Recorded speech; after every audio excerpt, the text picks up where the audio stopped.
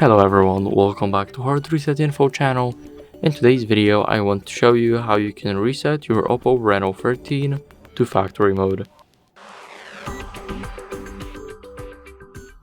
So first, go to settings and then scroll down almost all the way down to system and update. Here you click on backup and reset, and here click on the reset phone.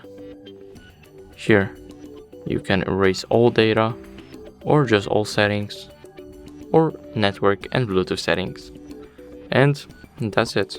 Click on erase all data. Now draw or enter your password. Here you can erase data but retain eSIM profiles or simply clear all data. And now click it, click on clear, and as you can see it says erasing. Now you need to wait. As you can see it says wiping, please wait, and it means that our data is formatting now.